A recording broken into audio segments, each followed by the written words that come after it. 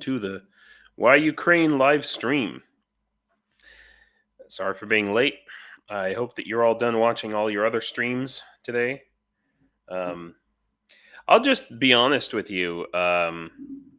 If I could only watch one video about Ukraine today, like if that's all I had time for, and maybe that's you, I would go watch Jake Broe's video about Ukraine today. I mean, I'm going to say some things that he's not going to say, but he said everything that I would really like to say right now. For those of you who are watching for the first time, I am an American in Ukraine. Right now, I'm in the western part of Ukraine. I was in the International Legion, and I'll be going back. What you're looking at right now is my support store. It's a Shopify where you can purchase items for individual units in the International Legion and even individual soldiers. Right now, I've got the 4th Training Battalion of the International Legion for the Defense of Ukraine and Alpha Company of the 1st Battalion. I just sent out, I'm happy to announce that, hey, Tony, what's going on, man? I just last night ordered 36 tourniquets. I'm sorry, I should be reporting on the Ukraine news first. I said I was going to do that, but I'm so excited about this that, 36 tourniquets for our friends in the 1st Battalion. And they will be, they are out there on the front lines right now. In, let's just say, the Bakhmut general area. And, that they're getting that, and they're getting socks. So the socks I have sitting right here, I just got them. They had to be ordered. So this is one bag. I've got another bag full. This is 40 pairs of socks that you purchased, that you yourself made this happen. So thank you very much. Really appreciate it. And I have more news about your donations and your contributions, but let's get into the news. Listen, guys, for whatever Jake Broe says, it's been tough.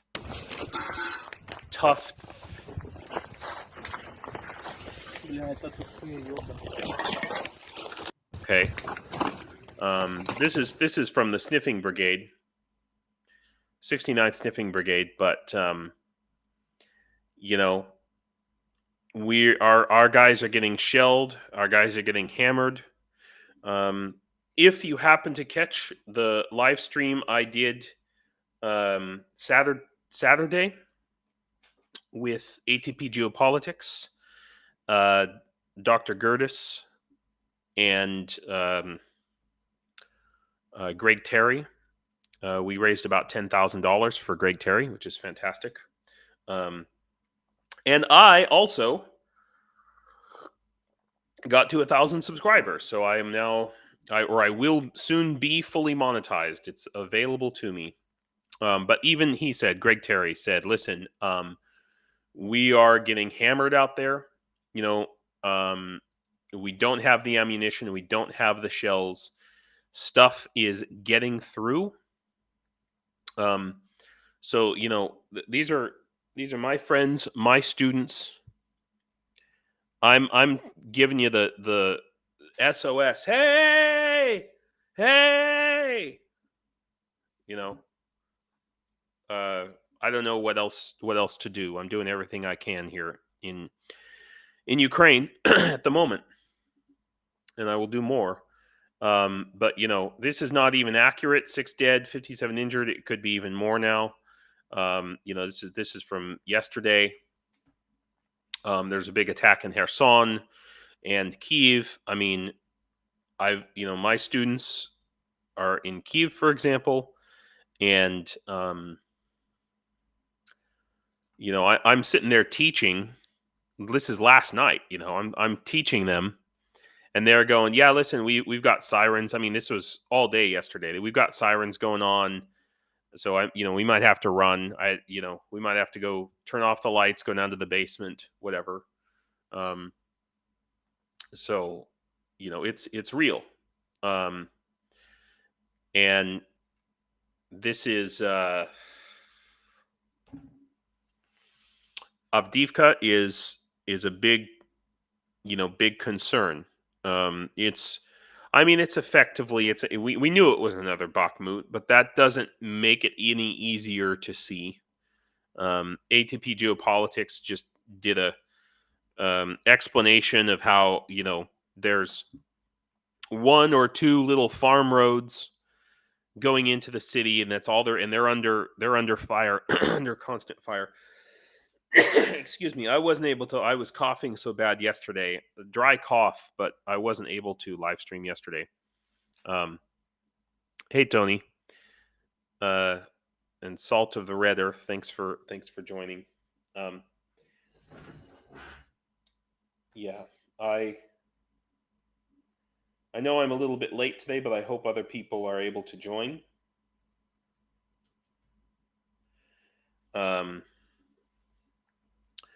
So we are. Ukraine has its back up against the wall.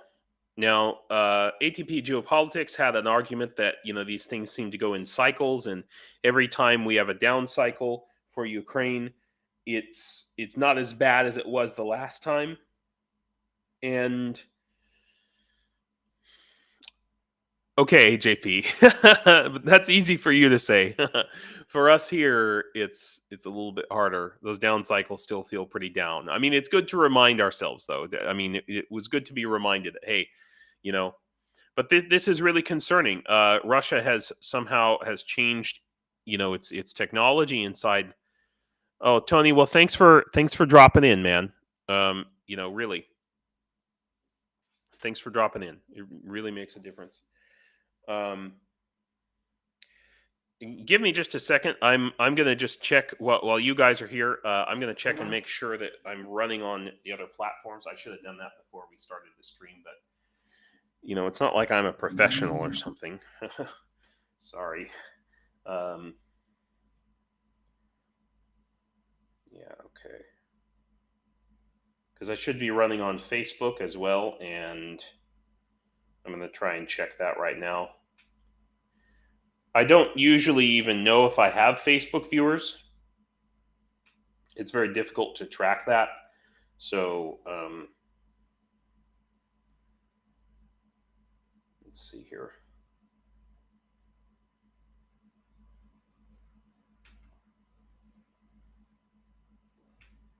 Come on.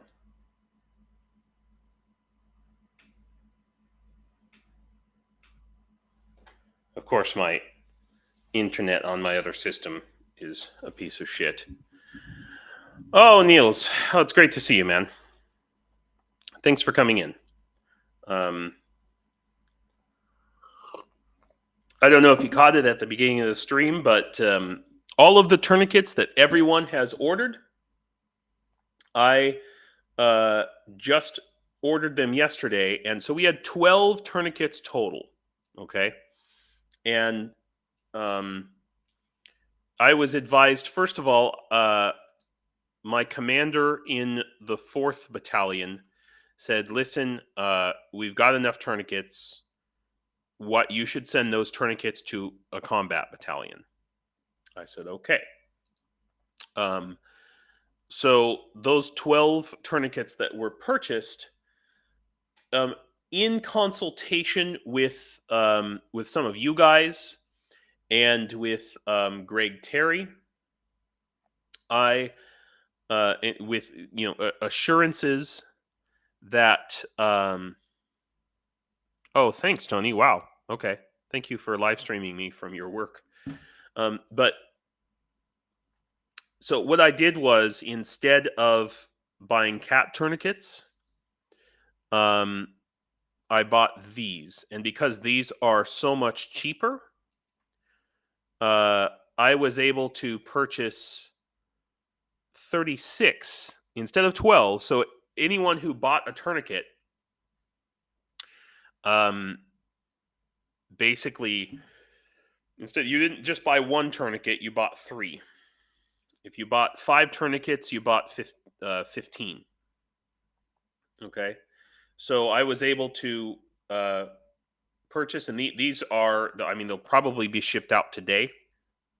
The purchase went through. I had to go through some extra verification steps because it's an American credit card, but that was solved, and so now, like, we're all good.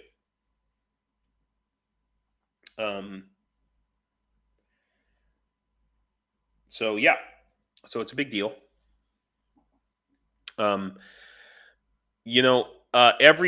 little bit helps, and by the way, the guys have toilet paper now. The toilet paper came in. I also got. Give me 1 second, and I will show you. Okay.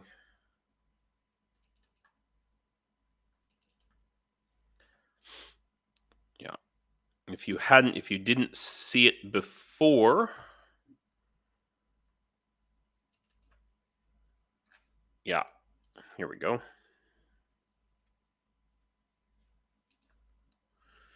So here is a nice little picture of our guys in the Legion, in the barracks, by the way, wearing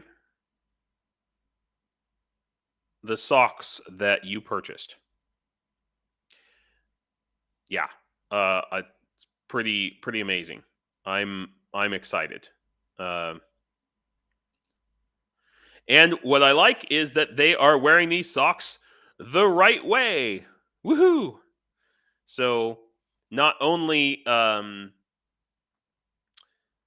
didn't have to send the training video about how to wear the socks.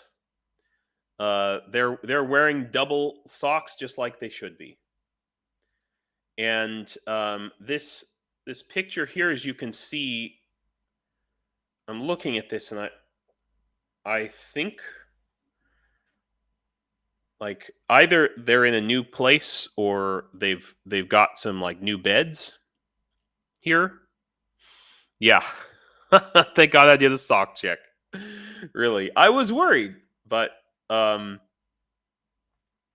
you can see here, yeah, it looks like their beds have gotten an upgrade, because I got to tell you, when I was in the Legion, our beds were not so nice. Tony, maybe you can tell me, do these look like our beds? This looks like they got an upgrade, or they're in a different place than where we were trained. These guys are at the end of their training.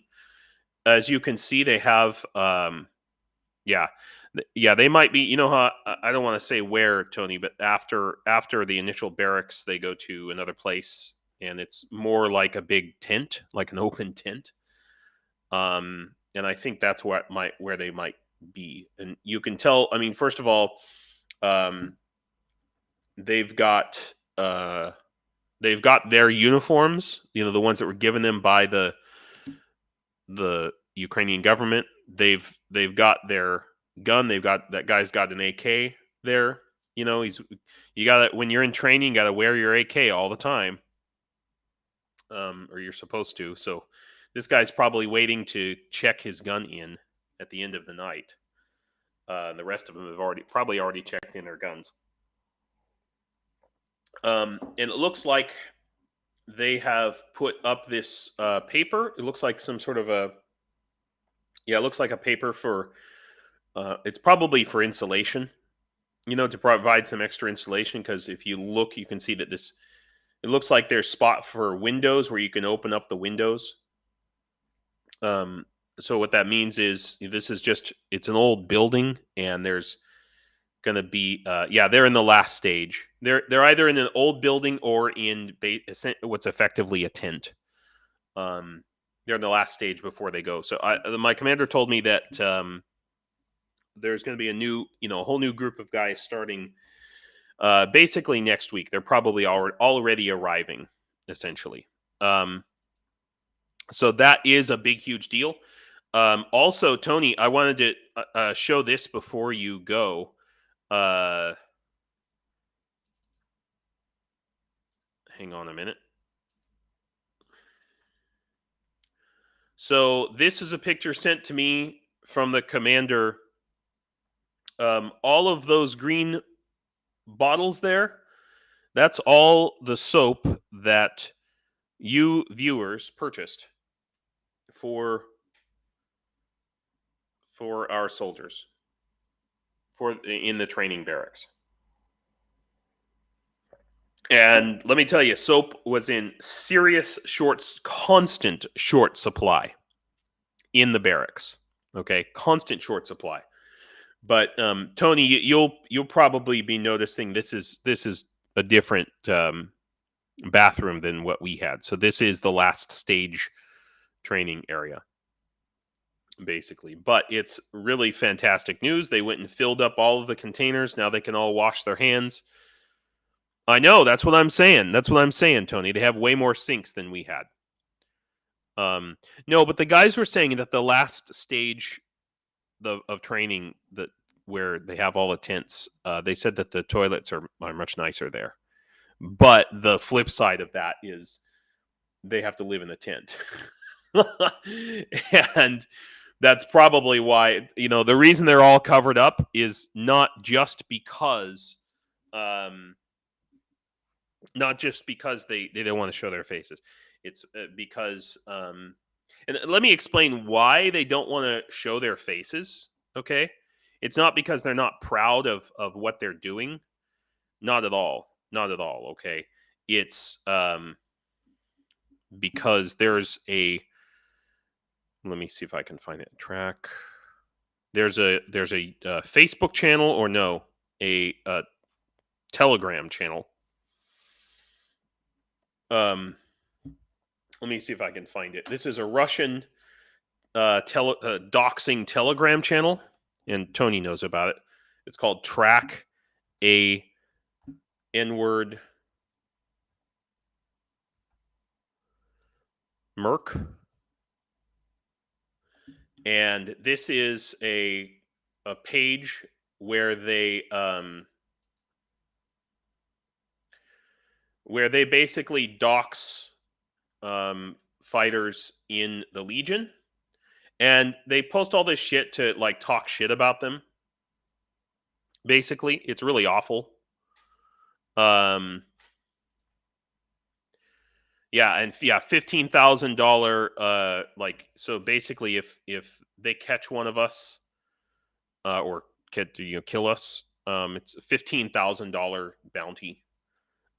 They also use this to track down our families. It's not just protecting ourselves; it's protecting our families. And as you can see, I don't even like showing these pictures because it's all just Russia's propaganda. But you can see what they're doing. Okay, they're doxing us, and they're trying to they have tracked down our families and called them up, even shown up at their front door in America, and said. And some of these guys, if we scroll up, we'll find people who I know who are my friends. But some of these guys, their families have been called, and they get a call to their mom that says, your son is dead, and they try to hack into their accounts. I've had, as you guys know, you've probably seen troll comments, and they've targeted me, and they continue to target me over and over. So that's why, and I actually think that's, personal opinion. I think that's a mistake on the part of, as a policy for the International Foreign Legion. I think it's an individual choice if they want to show their face or not, but actively advising soldiers, hey, don't show your face because of this, and making them afraid of it, it's really not. Other than, oh yeah, okay, they're going to call your mom. Well, there's really nothing that the orcs can do. Okay, we've seen that over and over, and nobody cares about this stupid telegram. In fact, it's a point of pride at this point for the orcs to list you on there. So, I really think that we, those of us who are in the Legion, we need to be out loud and proud and really advertise. If you want, I think in my mind, you should, like, people in your hometown should know what you're doing, and you should be like in the local newspaper, so that Americans in particular, but people in every country that's supporting Ukraine, so that they know that they've got people, that there are Americans fighting in Ukraine every day. We've got boots on the ground right now. We've got skin in the game, as it were. And we should care about these guys. We should give a shit. We should do everything we can to support them. And that's if they all have covered faces, nobody's ever going to be able to know who they are, and if they die, they're going to die without anyone knowing of the glorious heroic work that they've done. So,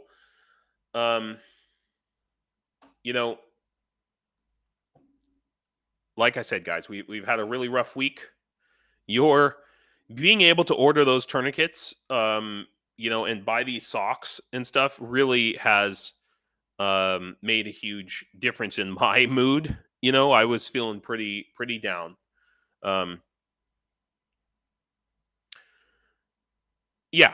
Yeah, salt of the red earth. Sorry, Jonathan. Right. Yeah, I just, obviously it's a personal choice. It's a personal choice, totally, and I respect that. But I think that the policy of the International Legion of making people afraid, to say, hey, hide your face and all of that. I think that, I think it's counterproductive. It's personal opinion. So let's get into kind of, basically, if you guys just go watch, the stuff that's happening on the actual front line right now. Avdiivka is the big concern, but there's advances all across the front line. Like Greg Terry said, we're getting smashed. Okay, even in Cranky, I'm really worried. I'm really worried about Cranky. Okay, I know that we're holding on and having great victories there, but Russia now has had time to lay in its big, thick Surovikin line down there, whereas before it wasn't. They didn't have that much defense in the Cranky area, and so we're kind of like back to square one. Whenever the time comes for us to have an offensive or an assault there, we're kind of back to square one. So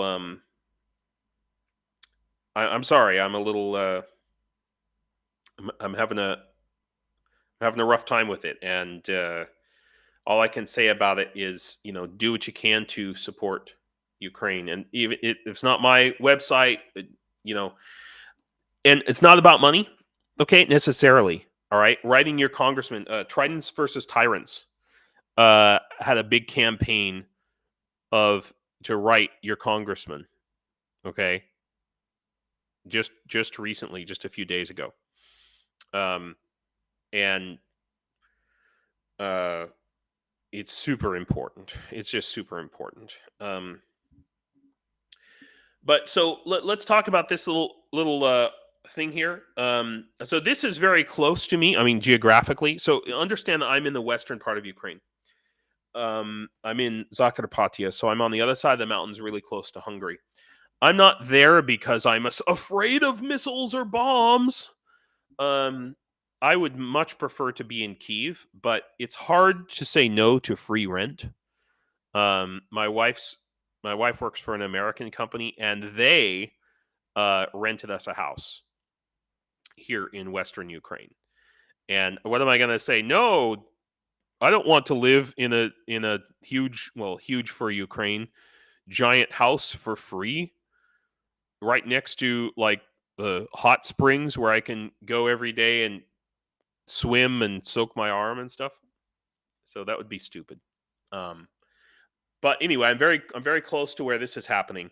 So my understanding is that the foreign minister of Hungary and the prime minister of Slovakia. Now, these are the two big assholes, okay, right now in Europe. The prime minister of Slovakia and the foreign minister of Hungary are coming to Uzhgorod.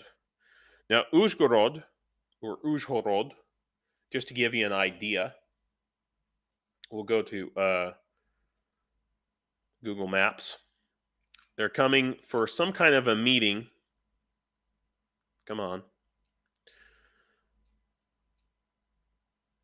There we go. I don't know if you guys can see that. That is Uzhgorod right there. I've been there many times. It has a really cool castle. If you want to go see a cool castle, lots of pretty cool museum and restaurants and stuff. Yeah. Or is Orban coming? I didn't see that Orban was coming. I thought it was just the foreign minister of Hungary. But he is on the asshole list for sure. So just to be clear, so there's Uzhgorod and these two countries to the left of Uzhgorod, that's Hungary and Slovakia. Okay, so these should be Ukraine's friends, right? That's what should be happening here. These should be Ukraine's friends, but no. The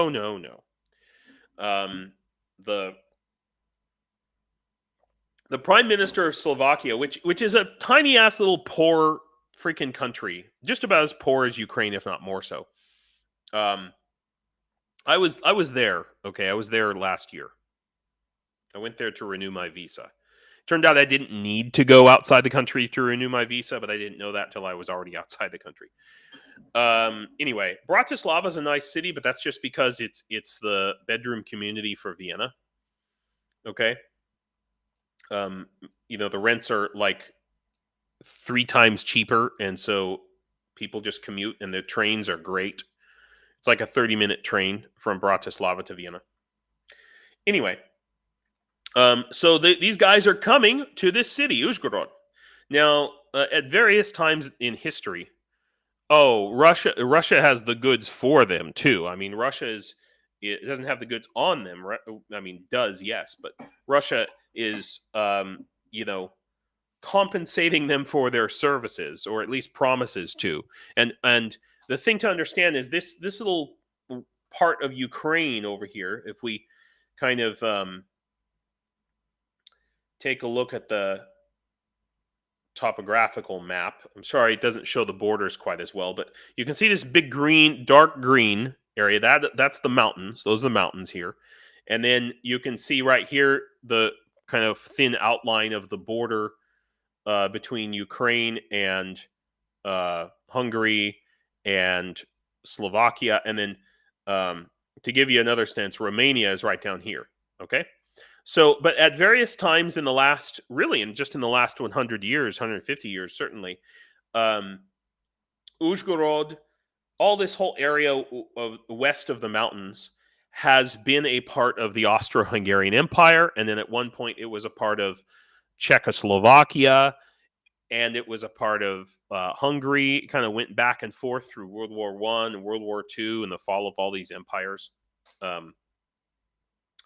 So you could literally be born in one country, spend your childhood in another country, your adulthood in a third country, and die in a fourth country and never leave your hometown. And that's true for, Uzhgorod and Mukachevo both. So anyway, the point of the matter is they are coming apparently to, I think it's the first time that they've met. These death threats written in Ukrainian have been sent to the foreign minister. I would take that seriously if I were the foreign minister. I hope he comes. It needs to happen. There needs to be a meeting. But, the text of the note said that Ukrainians hate the Hungarian government because Hungary is doing everything to make Ukraine lose the war. And said that Siharto is expecting an explosive, or probably should expect an explosive reception. And then ends with God forgives, but Ukrainians do not. And I got to tell you, I'm in a see this whole area is maybe like 50% Hungarian, and then in Uzhhorod you've got a lot of Slovakians ethnically and citizenship wise. But that doesn't mean that they support what their government is doing. You know, really. I mean, yeah, false flag. I mean, I do. It is a question. Like, if somebody does something, or if it's a Russian false flag, what kind of an effect would that have on EU politics? You know, it's I don't know, a tinderbox, right? It's a tinderbox. Okay. Um, yeah. So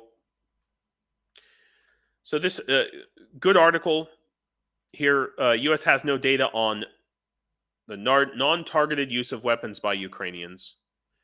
So basically, that what they're saying here is that Ukraine is not using weapons provided by the United States or NATO. It's not using them against civilians or even just accidentally killing civilians. Okay, but also an important point here. So this idea that the U.S. Republicans say that, oh, we don't know where all this money is going, we don't know what's happening to these weapons. So recently, a report by the Inspector General of the U.S. Department of Defense stated that American officials did not properly register and track the military aid sent to Ukraine, amounting to about $1 billion. But the report did not allege that any weapons were misused. Okay. It doesn't mean that these weapons were not used as intended. And the most important thing is that there's been no evidence that these freaking YouTube, man. I swear I get this a lot. No, it's Cheryl. Yeah, I tried using the scheduled you can schedule a live stream like 6 hours before, but it's hard because I mean, keep in mind I'm waking up at like 4:30 in the morning, to be honest with you. Yeah, exactly. First and Second World War, right? Yeah, pretty much the same. Or well, I guess it was the Balkans, but close enough. I mean, I I don't know if I was sick or what, but basically after my live stream with Dr. Gerdes, ATP Geopolitics, and Greg Terry, we raised over $10,000. But to be honest, I'm glad there were more people there. I'm glad that there were 3 other guys, because I was in no condition to uphold a conversation. My like consciousness was going down and down and down.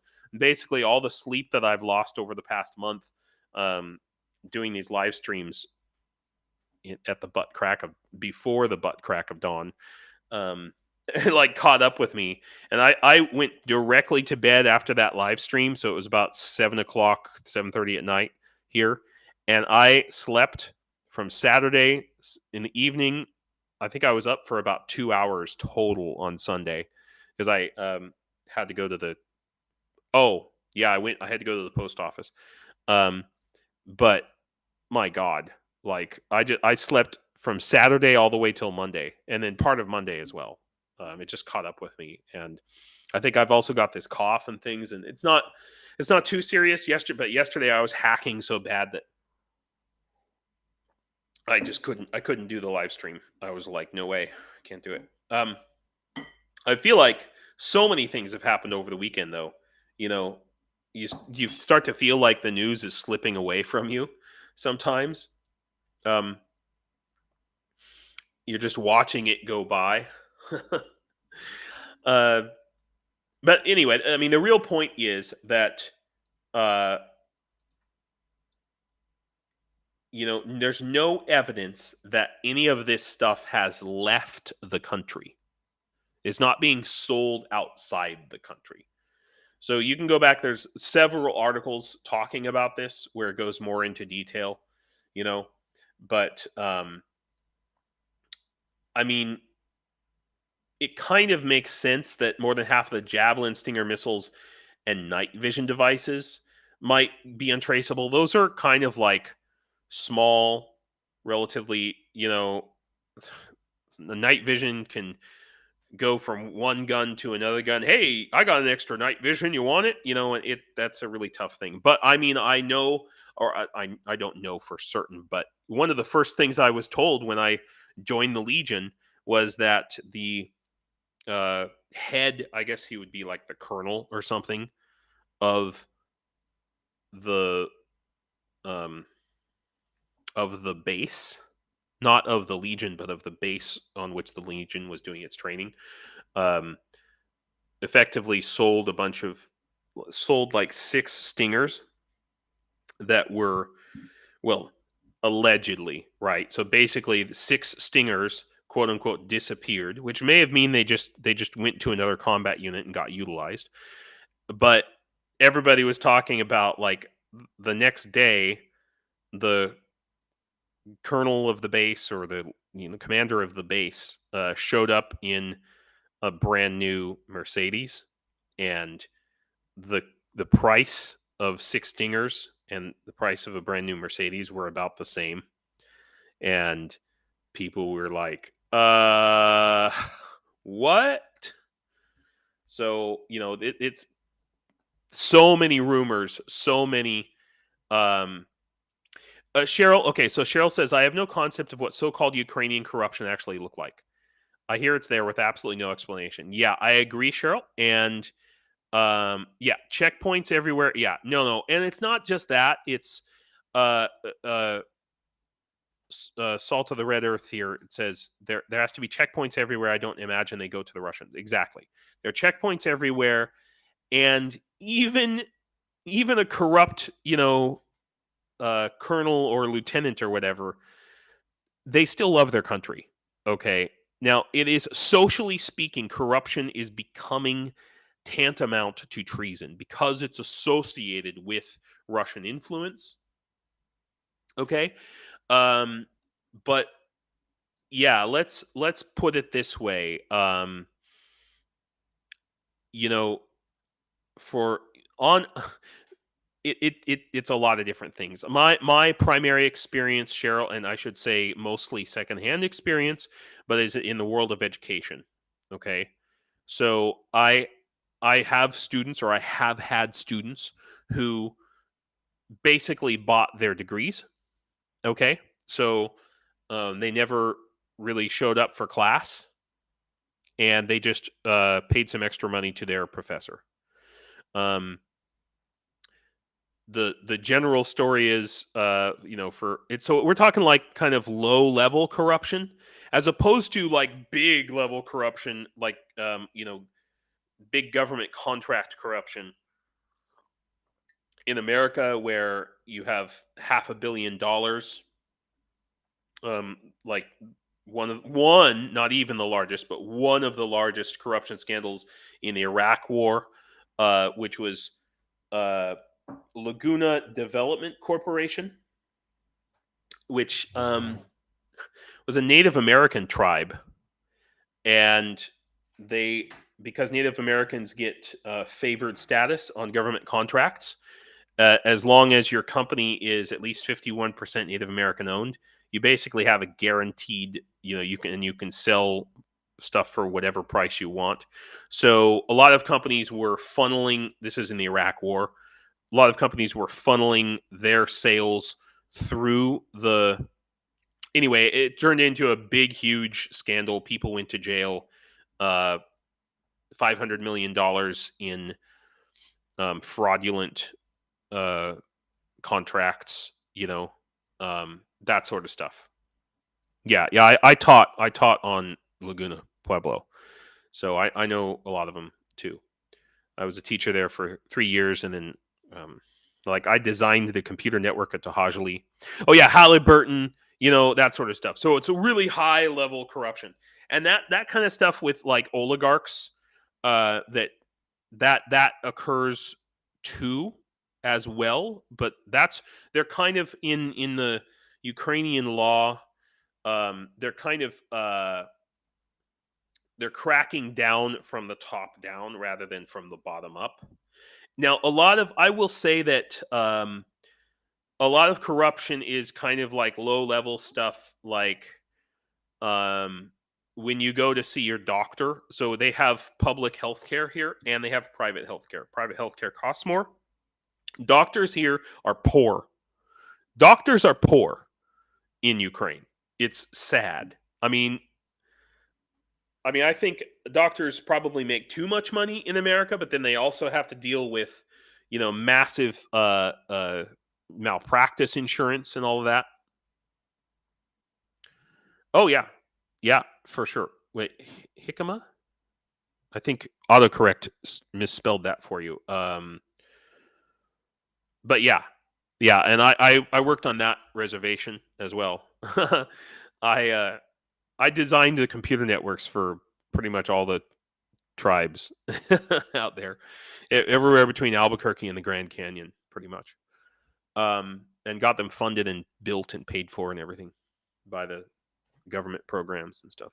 Um, but yeah, look, if you're familiar with Native American governments, they are by all measures, uh, I love the people, but their governments are incredibly corrupt, just incredibly corrupt, and they all know it, and they all talk about it. They all complain. Hikaria. That's no. I knew. It was autocorrect. Hikaria. Yeah, yeah, yeah. Hikaria was always, if I recall correctly, they have that one casino, and it just out in the middle of nowhere, and it's just this kind of looks like a big tent, big circus tent. But that was always my place to stop and pee on my way up to Farmington. Anyway, I digress. So, what it looks like is I would say in many ways similar to corruption on Native American lands. If you've got 5,000 grivnas, you can kind of make anything happen. Okay, but also consider so that's like less than $200. It's like $160 or something. Um, if you're going through, and I've heard this many times, like if you're going through the border, and you're subject to some sort of extra inspection or something like that, slip them like 500 grivnas, which is like $15 or something, less than $15. So it's a really low level stuff. A lot of the corruption in many ways, I've been trying to say this for 10 minutes, is that there is also a horrible, awful legacy of government bureaucracy in Ukraine. Useless, needless, time-consuming government bureaucracy where people just do things because they do them. If you want your documents, for example, expedited, okay, maybe slip them a couple extra 200 grivnas if you go to the doctor. We don't call it a bribe, we call it a tip. Just slip them 200 grivnas. That's like like $8 or something. You just slip them a little tip because they're not getting paid a lot. These government workers, they don't get paid jack shit, and they're not going to lift a single goddamn finger for you. But yeah, you slip them $15, a little extra, and yeah, they'll mail your documents out today instead of next week. Okay, that's the kind of thing I'm talking about. I believe the same is true with cops. I have a friend who got a really good deal on BMW. And I mean, I can't remember how much he paid for it, but it was somehow he just got it at a really low price. I think he said something like 30,000 grivnas, although I think that's wrong because that's like less than $1,000. But it was a low price. And he said he went back, he moved back to his hometown, small city in Ukraine, and he said he can drive at whatever speed. Yeah, petty bribes, exactly. He can drive at whatever speed he wants through, going back and forth between Kiev and his hometown. He can, how it is in America. If you're driving out in the rural areas, there's always these cops that, they're the only money they make. Okay, this is also a form of corruption, right? The only money they make is from pulling people over driving between the big cities. He said that is very interesting. He said that the cops were afraid to pull him over because they thought he might be somebody important. Because he's driving a newer model BMW. So, that is also a form of corruption, right? They see him, they're like, "Uh-oh, we don't want to pull over that guy. He might be somebody important. He might." Fear of corruption is also corruption. He might be mafia. So it's just interesting. Okay. So last week I was talking about the Rammstein thing and the fact that Umerov was not going to go to the Rammstein meeting, and he apparently did an online meeting. I was wondering. So he's in Ukraine and he attended it online.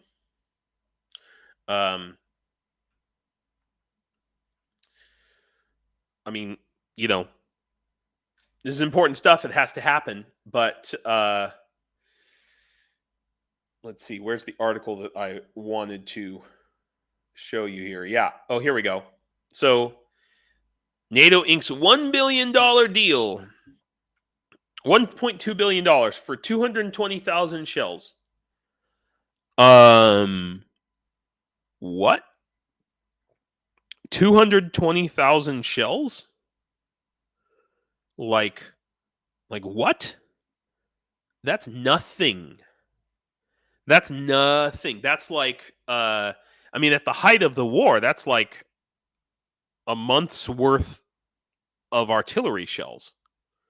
Now, right now, Ukraine is down to 1,000 or 2,000 shells a day, which is insane. And Russia's beating them 10-1 on artillery. Okay. So 220,000 shells. What the hell? It should. When I first read this, I thought it was 220,000 shells per month. But no, it's 220,000 shells, and they might not come. I read here. Yeah. Certain ammunition may not reach Ukraine until 2027. Okay. Here we go. Ukraine fired approximately 4,000, 7,000 shells daily last year. Russia launched over 20,000 shells. So 220 to match Russia. 220,000 shells. That's 10 days. 10 days. Like, what the actual...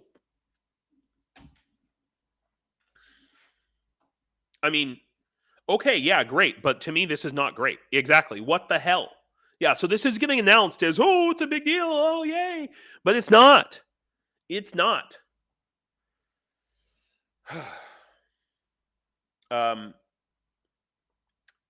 Yeah, so, we have lots of good rhetoric, right? President of the European People's Party.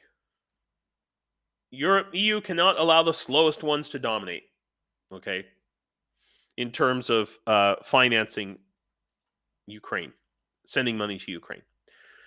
Unfortunately, this is just talk. This is also just talk. Mike Pompeo, I don't even like to show his ugly face, There you go. I guess you can look at my ugly face. But now, please remember, Pompeo was the last Secretary of State, so the foreign minister. Yeah. Oh, wow, you did the math on that, huh? Yeah. So each shell is about $5,454 to produce. That's crazy town. Yeah. They haven't even pulled their finger. Yeah, exactly. Exactly. So, Mike Pompeo says U.S. will support Ukraine even if Trump becomes president. Don't you believe it? Don't you believe it one bit? You cannot take that risk. We cannot take that risk. Okay. This is why I wrote yesterday while I was coughing. I wrote a kind of a little proposal to Dr. Gerdes and to Greg Terry, because they are both conservatives, about how to engage conservatives. Yeah, Mr. Squiggle. Yeah, you start to realize like drones are cheap. I mean, I understand part of the problem is that this 1.2 billion is to get things started, like getting the manufacturing line going has a high cost. And then once it gets going, then the costs go down and down and down. Okay. But it should not be for just 220,000 shells, because that does not lower costs. That does not allow the companies who are making these shells, BAE Systems or Rheinmetall or whoever, it does not allow them to have the proper planning to be able to lower their costs. Oh, thank you, Sally. I'm glad to hear you say that. Thank you. Yeah. I purchased. So I see you went back and watched that part of the stream. So I people bought a total of 12 tourniquets. That's after this one, the one that took forever that I ordered from Israel that I'm going to send to the training battalion. I mean, it's still useful, trust me, but it's going to training. But yeah, so basically I was able to take those 12, and because I bought them from Dnipro, so all the money is going to Ukraine, which is very important, but also I was able to buy 3 times more tourniquets. So I placed an order last night for 36 of those Dnipro tourniquets, and they are going directly to the Alpha Company of the 1st Battalion. Okay, so that's what's happening there. Yeah. Anyway, so yeah, don't believe this. Do not believe this. I mean, before Trump got elected the last time, people said, a lot of Republicans said, "Oh well, I'm sure we'll be able to moderate him. He'll be okay." Oh, Salt of the Red Earth, you have a channel? That's cool. That's cool. The pie hole lies, yeah. Yeah. Okay. Yeah, Jonathan, that's you as the sod turns. Yeah. I don't know. I mean, I don't know. Maybe maybe that cost is low. You're right. Maybe it is. Maybe it's not enough to even really get the ball cranking, get the ball rolling, as it were, though. Okay. So, I mean, this is good. I think I might have talked about this before because this investigation has been ongoing, but I think it was mainly just Latvia and Lithuania that were involved in exposing this scheme to supply military goods to Russia from the EU. But so this is stated on the Eurojust website. So Eurojust and Europol. I mean, 3 suspects were arrested, 14 places searched. Okay. But here's the thing, right? If this is what they've caught, how much else is getting through? This is just what they've caught. How much effort, how much money have they put into these investigations? because I guarantee it's just like drugs crossing the border in America. Every time they catch uh,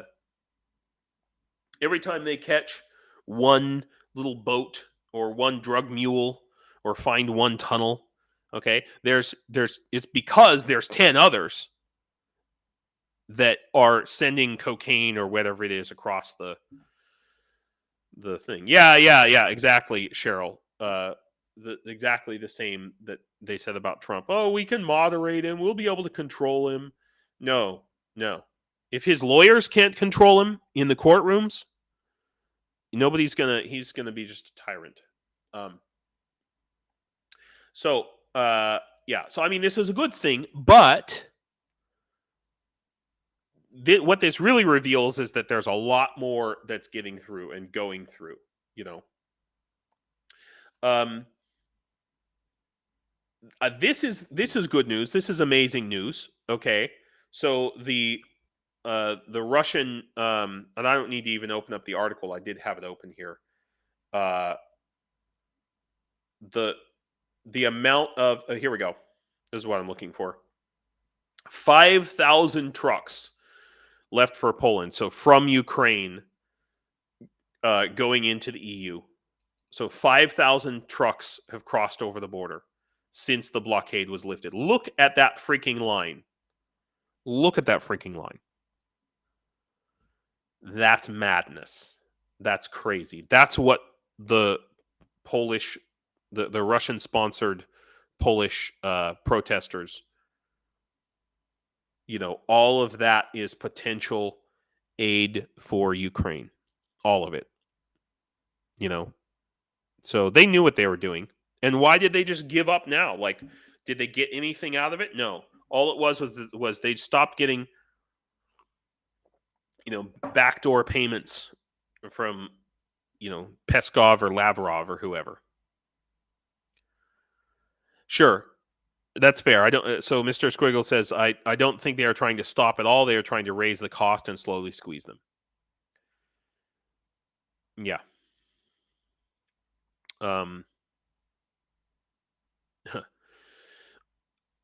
Adam Sandberg's song about cocaine was super funny. Without tunnels, they wouldn't have been able to make them. Oh, well, I guess you can find behind every silver lining, there's always a dark cloud, right? So, yeah, fishing boats in California, yeah. And then, and then it just goes to another, it's like whack-a-mole. So this is the deal. So, this is related to that, right? So the argument that European countries have had is Ukraine grain. This is the argument, right? Ukrainian grain and food in general is better and cheaper. I mean, it's basically Ukraine is about the same size geographically and before the war in terms of population, about the same size as California. Okay, California provides a lot of food, maybe not grain, but a lot of other things, fruit and vegetables, and rice, milk and cheese. Almost all of the almonds in America come from California. I mean, all kinds of stuff like that. Imagine if the 49 other states said, we don't want food from California because it's better and cheaper than stuff from our states. That's essentially what we're talking about here. Now, you can talk about, oh, well, they're not part of the EU, blah, blah, blah.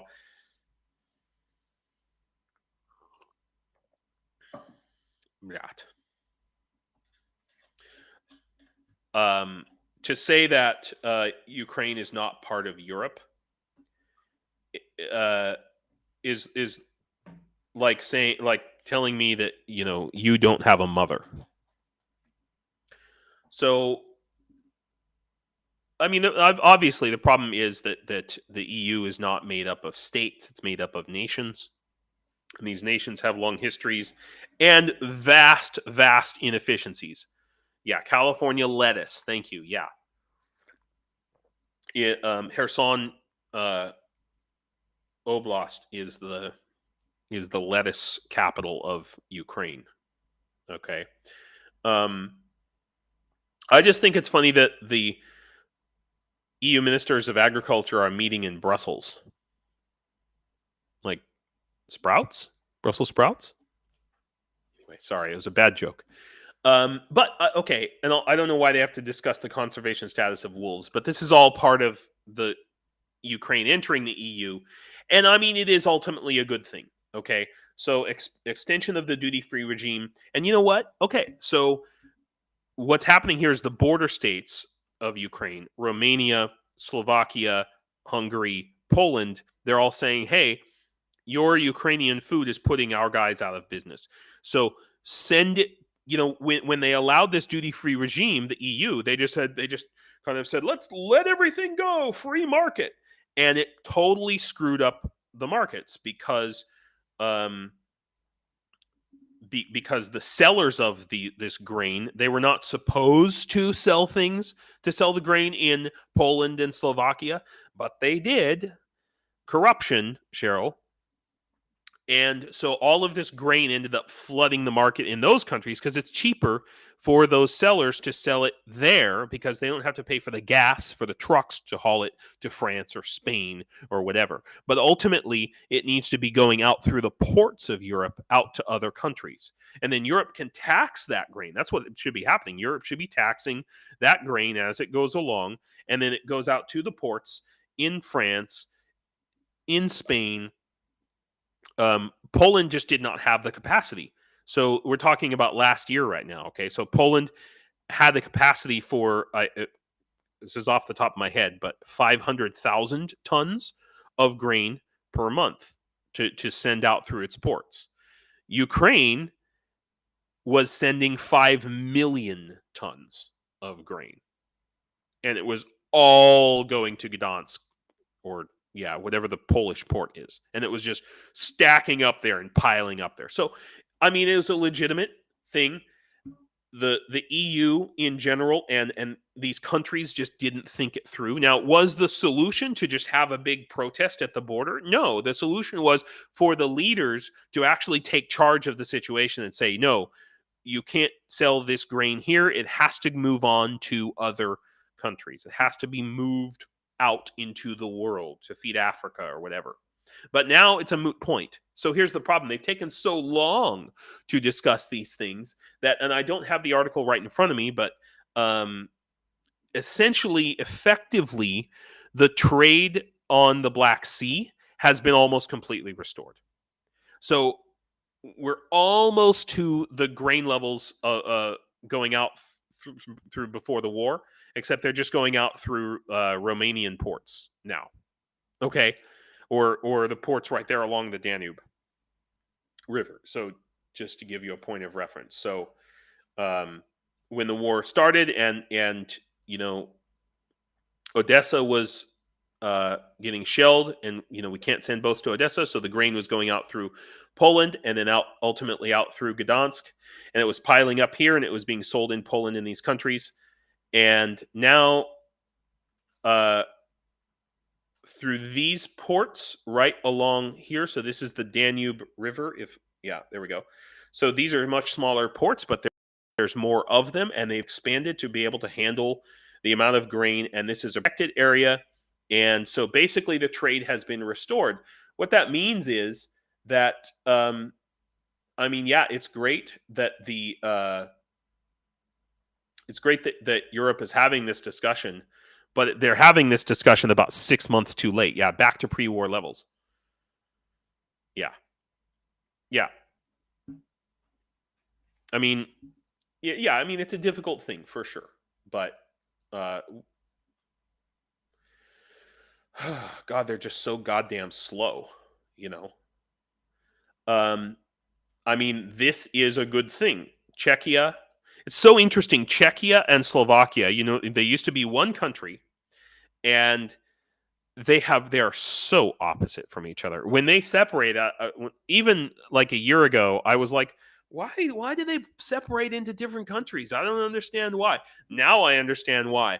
They are so completely different. Czechia is totally pro-Ukraine, pro-freedom, anti-Russia. They're perhaps Mitch, perhaps the truckers are a separate issue. But yeah.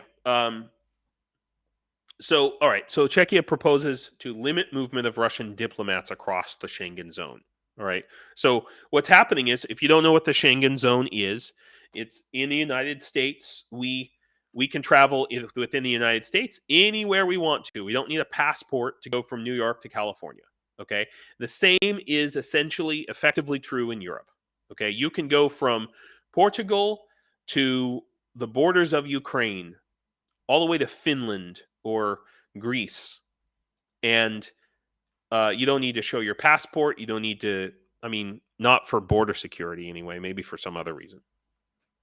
Okay, there's no customs inspection, any of that, and it's a big reason for travelers to want to come to Europe. For people who want to come to Europe, who just want to live in an environment like that, where they don't have to be bothered every time.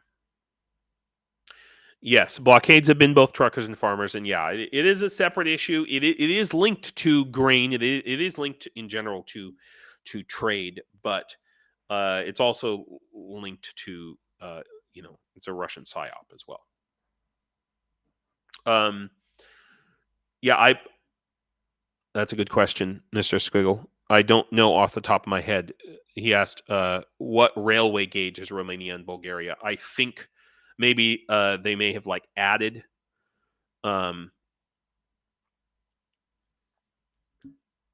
yeah. So, but I mean, money talks, right? So they could have very easily added, a little stub of rail at the correct gauge going across the Danube. I don't know. I'm not down there. It's a long ways away. It's like the distance between Los Angeles and San Francisco. As the crow flies. Not to mention driving there. But anyway, like, so basically, Russian quote unquote diplomatic mission staff, which in other words spies, can go anywhere they want in Europe.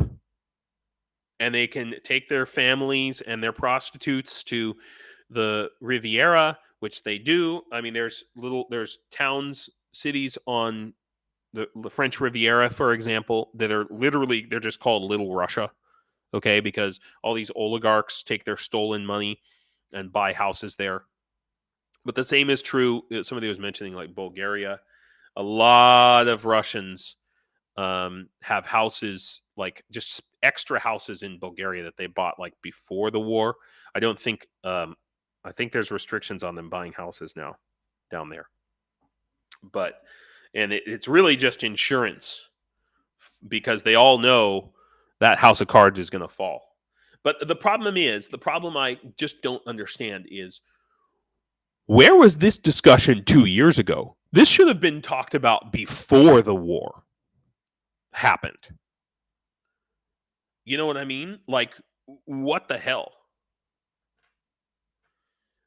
Yeah, London grad. Catherine, you said parts of Beijing are heavily owned by Russians? That's very interesting. Oh yeah, Trump. Oh yeah. No. Listen, I mean, I don't want to get on the whole Trump thing, but right now, but I will tell you that I think that what's going to be uncovered at the base of it all is that a lot of his real estate was purchased or guaranteed in some way by Russian oligarch money, by illegal Russian money. I think that's going to come out. And I don't know if you've ever heard of the emoluments clause in the United States. There were cases against Trump before, and it should have passed because he is beholden to a foreign power for sure. Oh, thanks, Catherine. Cool. All right, have fun in Australia. I guess don't get hit any snakes or crocodiles or kangaroos. Sorry, bad joke. Anyway, so, but, okay, let's see this happen. Why are they just proposing it now is the question, But we will do our utmost to ensure that our proposal is included in the 13th sanction package. So that's good. We'll see if, I don't know, can Hungary block those sanctions? I don't know. I don't think so. Doesn't seem like they can. This is positive. All right. So Borrell, High Representative for the European Union for Foreign Affairs and Security Policy. So I'm going to take it as that's like the EU's Secretary of State or, Foreign Minister. Okay. He says a decision on the use of immobilized Russian assets will be taken before the next meeting of the EU Council. Now, you guys might remember, I think it was last week, I was talking about how there was a proposal to take those quote unquote immobilized assets. A lot of it is gold, and it's held in a clearing bank called Euroclear. And they're talking about, you're still 17 minutes behind. Okay. But that Pompeo fool hates Ukraine. Yeah, he's just lying. I'm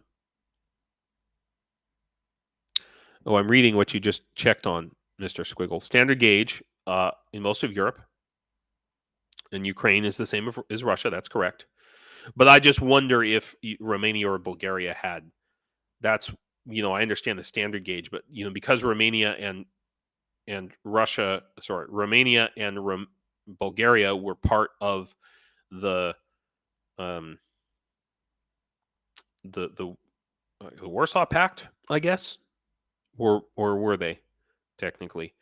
Anyway, because they were allied with Russia, I thought maybe they might have the Russian rail gauge.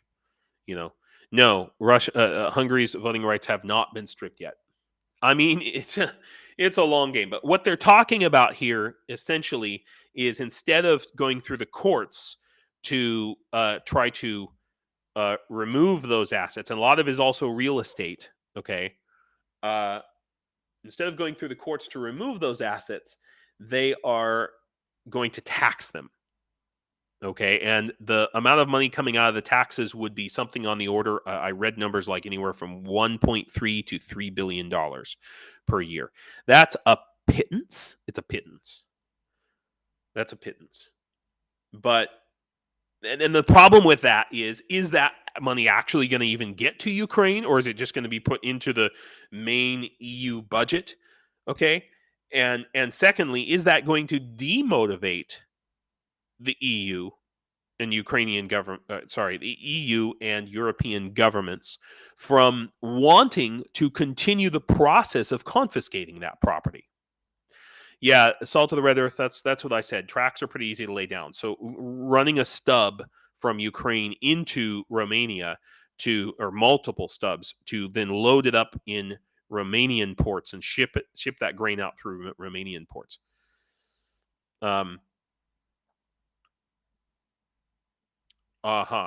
People are using that money right now and invested in companies that would be hurt. Okay. I don't know the complexities of that issue, Mitch. I will look into that when I have a chance. Okay, so Mr. Squiggle, you said included Romania and Bulgaria. EU probably requires as part of standardization. Yeah, well, I have read that there's been some programs or some innovations on the rail lines in Poland between the EU and Ukraine to basically have like rail cars that can run on both types of tracks. Okay, so what they're planning to do is for train cars that will be crossing the border. They're going to equip them with these new, but it's going to take time. But they'll equip them with these new kind of double track train cars. Yeah. Okay, so now I don't know how much this is connected to the Russian letter that you're all. Now, here's a translation of it. I'm sure you all know about it. Okay, and this is the Russian letter that everybody's saying, "Oh, this gives This is saying that Russia should take back Alaska, and that's true. Okay, that could be one reading of that. In fact, it is a reading of that. So if you don't know, and I don't want to go back to the original because I translated it. It's fine, but this is a letter signed by Pyotr to say that uh, the Russian Federation has rights to, quote, the existing federal immovable property and found immovable property of the Russian Federation, the former Russian Empire, the former USSR, and the legal protection of this property. Now, yeah, that people are saying that's about Alaska, but it's also, I believe, if I can find the article. Yeah, here we go. It's also, I believe, about these assets that are being held. Okay. So it is absolutely maximalist. And it's saying, what it's saying is, okay, if you guys take our $300 billion worth of assets and confiscate those, or in some other way treat them as your own, we are going to lay claim to all former territory, or it says property. It doesn't say territory. So that's a very interesting point. So immovable property of the Russian Federation, former. I mean that could include like former Russian embassies in all other countries, for example. Everybody is. Oh, sorry, K Bill. I will try and read what's on the screen as much as possible because I understand a lot of people. I listen a lot. So just to give you some context here, if anybody doesn't know, yeah, Cheryl, it doesn't specifically say Alaska, but Russia passed a law yesterday or the day before, and Pyotr signed it to say that basically, I don't want to read the whole thing, but yeah, the Russian Federation. Let's see. The Office of the President of the Russian Federation is the recipient of a subsidy provided from the federal budget, for the financial support of costs associated with the search for real estate of the Russian Federation, the former Russian Empire, the former USSR, and proper registration of the rights of the Russian Federation in relation to existing federal movable property and the found immovable property of the Russian Federation, the former Russian Empire, and the former USSR, and legal protection of this property. So what they're saying is here, they're providing money to go and figure out to I see, Catherine, you want to send text. I thought you wanted to translate the things that I'm reading on screen. God, okay, hang on. I'm out of coffee, so I'm drinking tea right now. I mean, I'm not out of coffee. I just drank all my coffee already, and all I've got left is tea. And if I want to go make another cup of coffee, it'll be like 15 minutes. So, yes, you, Sally. I heard that Ukrainians are talking about adding on another set of train wheels. Yeah, exactly. That's exactly correct. I don't know. I think the Ukrainian track is narrower, and the European is wide. I don't remember. Anyway, the point is, but listen, okay. Yeah, it's a fancy title search they're funding. Yes, exactly. It's providing money to find all of this property and lay claim to it, essentially. And it's providing money to fight in courts legally internationally. But here's the thing: this is written so broadly that, I mean, forget about Alaska. If I were in Kazakhstan, okay, or Uzbekistan, like, this is written so broadly that, I mean, obviously we know that they want the Baltics, okay, but this is written so broadly that these allies erstwhile quasi-allies of the Russian Federation had better look out, because this effectively authorizes, it doesn't say invasion, but legal protection of this property. Okay, so whatever Pyotr thinks belongs to him, historically speaking, look out, Kazakhstan. This could be the authorization or the start of that process, and we already know they have that plans. They've talked about it. Yeah.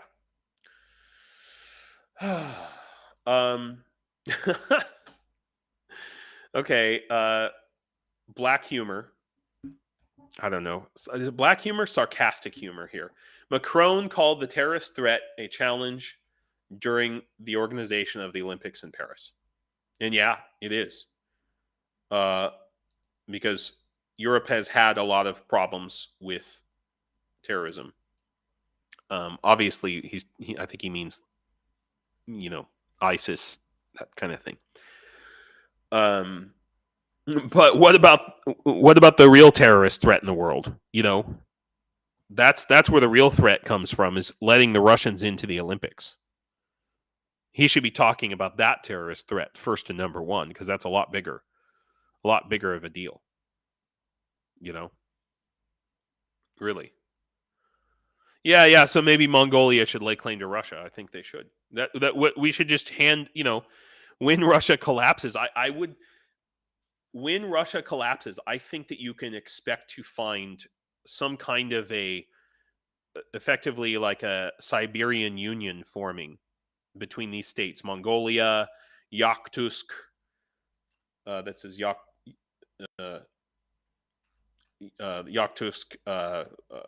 Kamchatka, all of these areas, forming a sort of a union with Mongolia.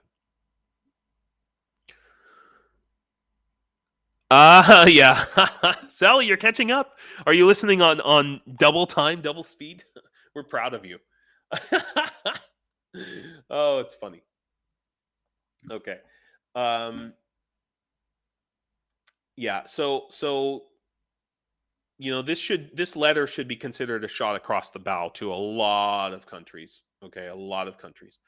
At some point, I want to talk about the problems, and I spend a lot of time talking about this with my Ukrainian students and friends, about the problems of immigrant integration in Europe and the problems that they're facing, and how that has led to, I'm not blaming Europeans for terrorist attacks, but in America, well, okay, we do have some, but they're not as frequent. Yeah. In other words, we integrate immigrants better. Muslims, for example, we do a better job in America. We have a long history, lots of experience integrating them into our culture, and balancing their and respecting their culture while they respecting ours. And in Europe, they don't have a social method. They don't have the social customs necessary. They don't have the social skills necessary. I spend a lot of time, because Ukraine is going to become a huge melting pot of Europe, not just of Europeans, but of people coming from all over the world to fight for Ukraine and investment. So Ukraine is going to have to learn first and foremost how to deal with immigrants. Anyway, that's another topic that I will discuss at some point. I actually teach my students, like, word for word. I've taught like 20-hour courses on how to hold conversations with people from other backgrounds that you don't know, and culturally and stuff. Anyway, so all right, so I'm sorry. This is still related to the food quotas. They want tariffs and quotas for the import of Ukrainian grain. This is to protect their own stuff. I mean, hang on a moment. One moment.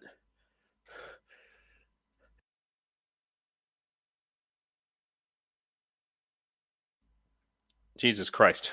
I'm sorry, guys. I'm glad I had time to hit the mute button. Oh, Jesus, fuck. Ugh. I just heard the neighbors. I just heard the neighbors say, Nostrovia. That's what they say here. They don't say Gesundheit or God bless you. They say Nostrovia. Anyway, I apologize. I might have another one. Usually these come in twos. Ooh, wow. Okay, sorry. This is a solution. If that's the, ultimately I know it breaks the EU's free trade thing, but if that's what we need to do to not have protesters on the border, fine, because that Ukraine can, I'm sorry, that grain can just keep going from. We use the Catholic Church model of conversion. Keep your customs. We'll just make a new holiday around them. Yeah, pretty much.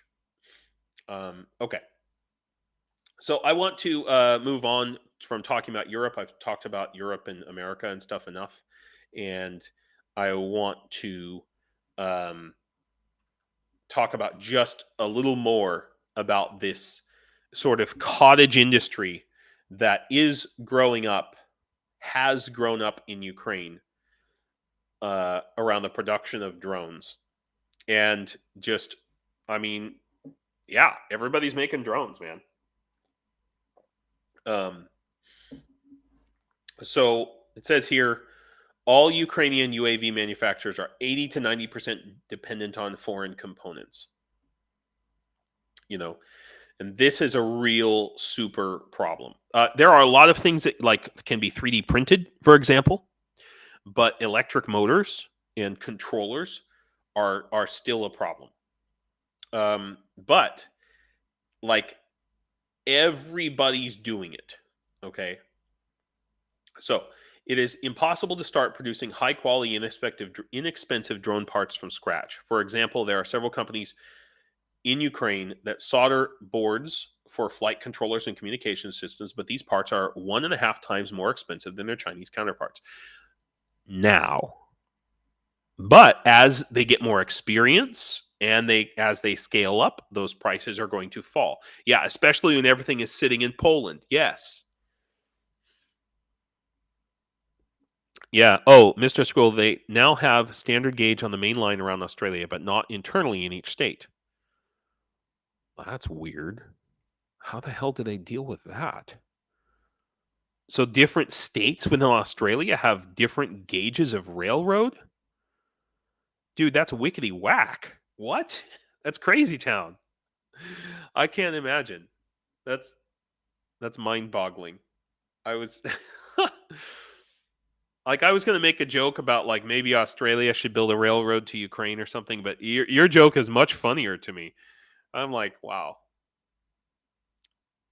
That sucks. And they probably built, because Australia's so huge and they built so much of it. And it was probably competing, I imagine, it was competing railroad companies that originally built the tracks. That's what I would guess. Yeah. Anyway, so that they're very realistic about this. But look at this. I love this article. It just pops up here. Drones in the kitchen. This is really, I'm telling you, man, Ukraine is going to be the drone capital of the world. Everybody's going to be a freaking circuit board engineer. A lot of this technology and a lot of these skills are not only going to apply to drones.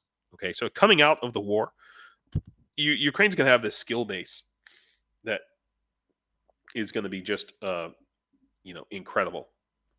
Hang on for a second, guys. I have another sneeze. Circuit boards are made plentiful and cheap in the United States. How easy is it to ship to you? Yeah, I have been researching that, and it is something that I'm thinking about putting up on the website to fund and to ship. But it's fucking difficult.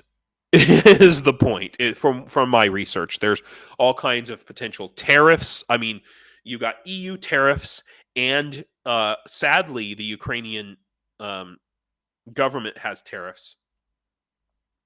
Okay, hang on. I have another sneeze coming. Give me just a second. This is ridiculous.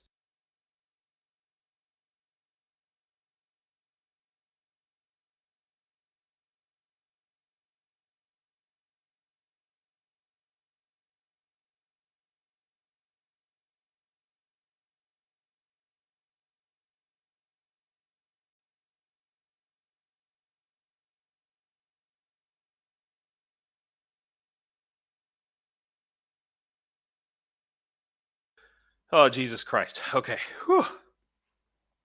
I need to check to make sure the back of my head is still attached. Okay. I apologize. Okay. Uh yeah, oh shit, my allergy meds are in the other room. Um but it takes like 20 minutes for them to kick in. So, yeah, so as the saw turns, that's Jonathan, right? Yeah, this is something that I am actively investigating. Sorry guys. You gotta have some humor, some comedy. Um, okay, so the point is that yeah, this is something that I'm gonna get involved in.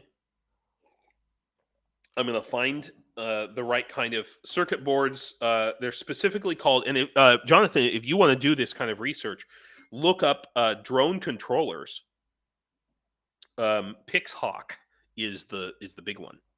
Um, and that is the big limiting factor. Okay, and to be honest with you, I have been since last year. I've been speaking with. I don't even know if I should speak about this online, but I'm better because I can't keep it a secret anymore. I've been speaking with tech companies, hardware and firmware companies in Ukraine about. Yeah, I've been speaking with these companies about using old phones as drone controllers. Cheap, shitty. Yeah. There's a bunch of controllers out there, and there's different quality and things, but all of them can be used. The main issue is shipping them to Ukraine. But I want to put together a drive to send old phones to Ukraine. So like everybody has old phones, like you crack the screen or you just upgrade it, and or it belonged to your grandma. Okay, all of these can be used as, I think, theoretically, and they're actually, if you go on GitHub, there is I hope no Russians are watching, but what are we going to do? If you go on GitHub, there is examples of code for turning putting drone controller software, like loading Linux over the top of Android, or completely wiping the phone and doing like a Linux upload, which requires a firmware change, but whatever. Anyway, I mean, because if you think about it, a phone has attitude control. It detects, movement in different directions. It has GPS. It has Wi-Fi. It has potentially cellular. Obviously, it's a phone. um, accelerometer, all of those things, and I mean, it's a freaking better computer than what anything you had in the 1990s or early 2000s. You know, so but I don't want to have people send me a bunch of phones and then I just have this giant box of phones and nothing to do with it. So I've been slowly kind of working on that and talking with companies, and I was working a lot on it before I joined the Legion last year, and I kind of lost track of it. But yeah, well, I don't think the Russians care about anything I have to say this far in. They don't watch. They don't watch my streams this far in. Now that, and I'm sorry, Catherine, to bring this up, but now that Orsis is gone, there's no Russians watching at this point in the stream. So we can talk about a follow-up on that if you want, but anyway. So yeah, so this is a big deal. I want to just show you some of the examples that are coming out here. So this is Ukraine's Brave cluster. So what this is, the Brave program is a funding for. It provides a $30,000 grant for different technology startups mostly related to the military, not entirely, but mostly, which is a tiny grant, but $30,000 is enough to start a company here in Ukraine for sure. I've thought about filling out the application myself, and going that route, but ultimately I decided to do this instead. We only have time for so much.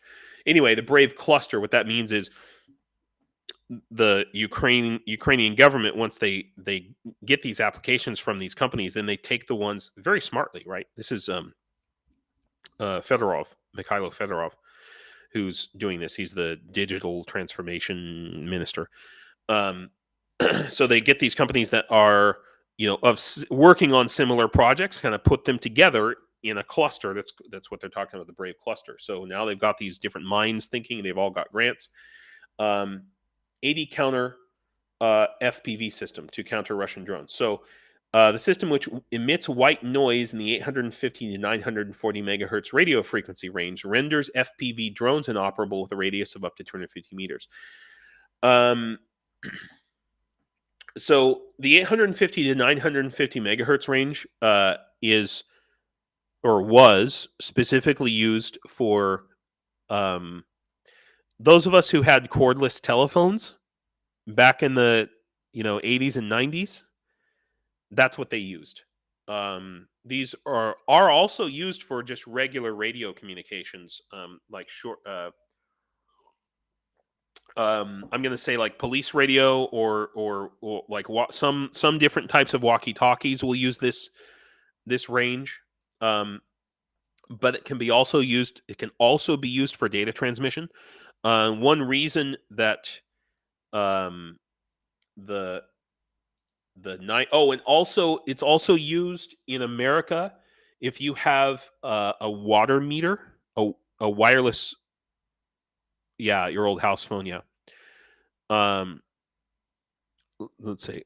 Okay, I'm glad you know about it. I was just thinking that if it's posted on YouTube, then you can watch it later. But yeah, it's potential. Nobody cares about me right now. So, excuse me. Anyway, also so any type of wireless meter, like your wireless meter for like your utilities, water meters, stuff like that, transmits on that range in America. Yeah, firefighter communications. Yes, exactly. Although a lot of that is being phased out or has been phased out in many areas in favor of other ranges. And so this range has been cleared out in large parts of the United States, for example, and is actively being used for data transmission. One really good thing about this this transmission range is it is not blocked by water. So unlike, for example, the 5.1 to 5.7 gigahertz range, which is not the same as 5G cellular, but on if you have a Wi-Fi and it says like your Wi-Fi name and then it says 5G, it's 5 gigahertz, not the same as 5G phone cellular, not the same thing. Okay. That signal, also Bluetooth, which runs in the 5.1 to 5.7 gigahertz range, is also blocked by water. So, for example, you could have it's great for transferring data, and a lot of drones do use that, or the 2.4 gigahertz range, which is less affected by water. But anyway, so when the leaves come out in the spring, all of a sudden, if you get behind a line of trees, you may lose control of your drone. So you have to keep it flying and have it basically line of sight. So you have to keep it flying at a certain altitude. But the problem is that the Wi-Fi is so heavily interfered with, and there's so much, family walkie-talkies. Yeah, exactly. So this is used. A lot of drones use this. They transmit data on the 2.4 or 5 gigahertz range, but they use the 850 to 900 megahertz range as a controller, like sending GPS and directional data. So it's the controller. Yeah, longer wavelength, exactly. Greater distance, but less data. So maybe the video is being sent back with at the 2.4 or 5 gigahertz, but the control is happening at the 850 to 940. But also, excuse me, a lot of FPV drones are using analog signals. Okay, analog signals, which I could be wrong about this off the top of my head, but UHF signals are somewhere along in those range, like analog UHF, like the old UHF TV signals. And so a lot of FPV drones are analog because they are less, and they're analog and they run in this range because they are less susceptible, ironically, to digital interference. And so that's what this is really about. AD, I'm not sure. That might mean analog digital counter FPV system. So because there hasn't been a good way to counter analog FPV drones. Okay. And now apparently there is. But I can tell you that every single person who uses these drone guns, and I've talked about designs for drone guns that I've had. I think that technology is far past anything that I could do at this point. But the problem with this is they don't always work. They're never a guarantee. Okay, they're never a guarantee. Weighing a mere 3 kilograms without a battery, of course. Now, the Russian electronic drone warfare, the electronic warfare, the Russian electronic warfare, the reason that it's more effective is they're coming out with massive antennas, massive power, and just blasting the entire spectrum so that absolutely nothing can run. That's not what this is. This is small, and one person can use it. Sorry, Catherine. I forget sometimes. I guess this is a reminder for you. I am a network engineer. So yeah. So this is just another article about some of the. This is the same thing. The article about that, and Mikhailo Fedorov is the dude who's doing that. He's just awesome. Okay. Yeah, how are we doing on time here? I'm looking. Uh-huh. Oh, okay. Jonathan, have a good night. Thank you. I'm glad you guys are still hanging around. Casey Jones. Yeah, he knows a lot about railroads, I tell you what. But Catherine, if you're still there, and Cheryl, well, I guess it was Cheryl. You were asking about corruption in Ukraine. I should have put this before, but back when we were talking about it. But just look at this. 60% of Ukrainians do not trust their Supreme Court. That's not the American Supreme Court. Okay, that's the Ukrainian Supreme Court. Who is Casey Jones? You'll have to Google that, Mr. Swiggle. Do a Google image search. That'll be the best. And so why do they not trust the court system in general here in Ukraine? Going back to this issue of corruption, the judges, most of the judges in Ukraine are widely known to be corrupt. There is no trial by jury in Ukraine. There is almost no system for civil trials. There's no concept of civil liability in Ukraine, that does not exist at all. Okay. Sally, I'm glad that somebody is interested in all my technical mumbo jumbo.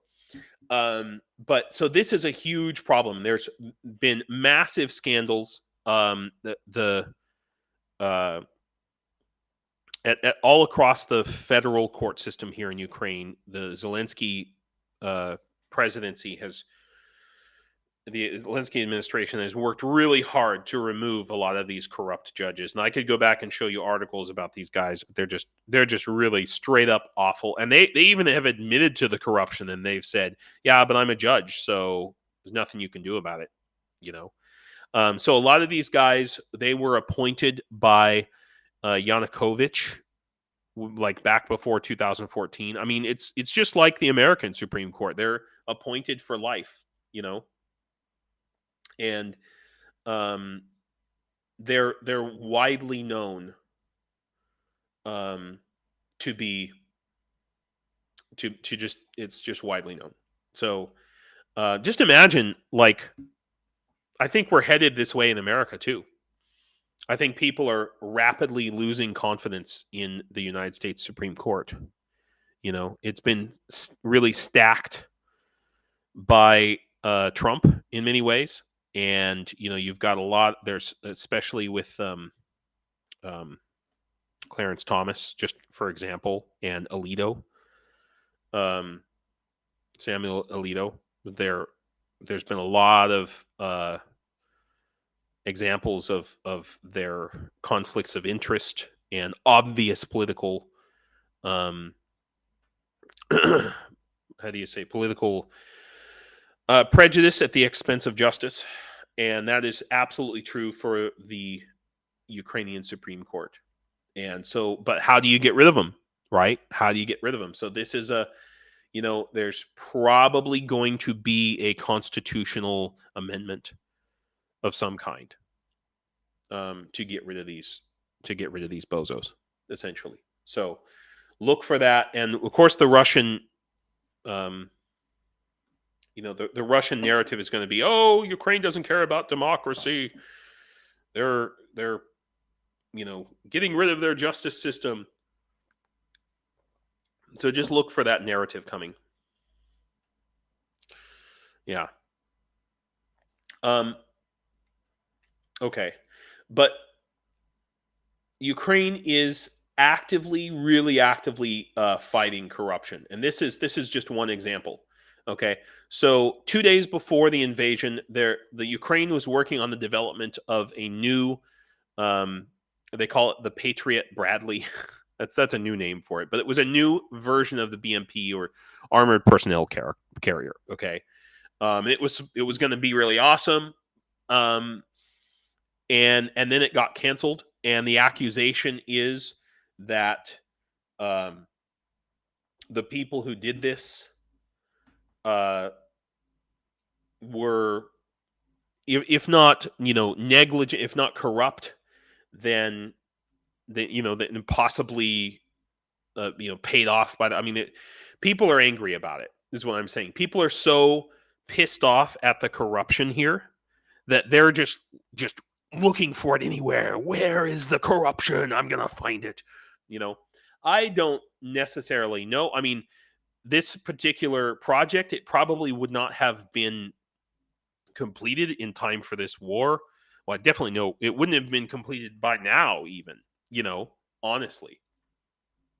But it's just another example of how Ukrainians are just searching out every example that they possibly can have of this corruption. You guys probably know about this already. 20 Days in Mariupol has been nominated for an Oscar. Somebody tell me if it's good. I can't watch it. Not yet. I can't. I'm not there yet. Yeah. I mean, I saw Schindler's List in the theater. Okay. But I've heard it's good. A lot of people have said it's good. The fact that it's nominated for an Oscar, though, is freaking awesome. Okay. It just brings up it brings it up because I've talked about it before. Ukraine is just completely missing from the media, from the news in America, and this is a really a positive thing. I wanted to show you this.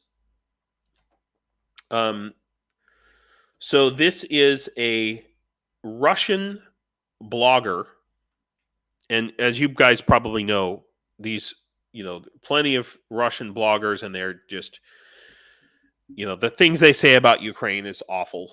Okay, and this young woman here, she's saying that the attacker praised the shelling of Kharkiv and called for Russia to finish off the survivors and destroy Ukraine to zero. Now, the Russians are saying this all day long. That's not the point of the article. That's not the point of this, okay? The point is that, let's see if I can find it here,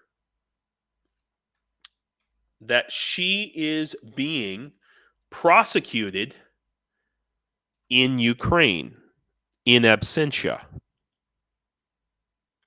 That's a big, huge step. Okay? That's huge. And I this is the first I've heard of it. And well, maybe it's the first I've heard of it. But think about that for a second. Okay? Ukraine, even when this war is finished, Ukraine is going to be like Israel, with Mossad after World War II.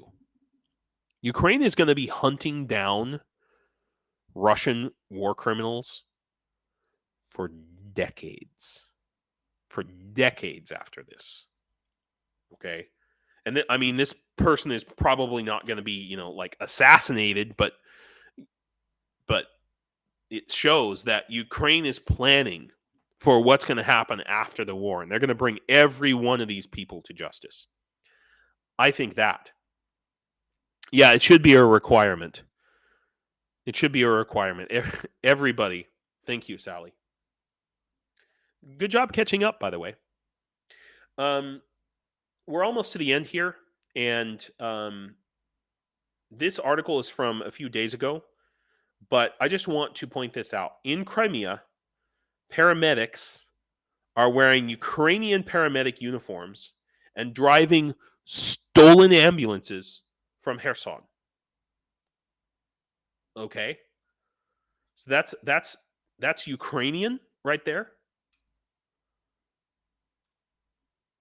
and they're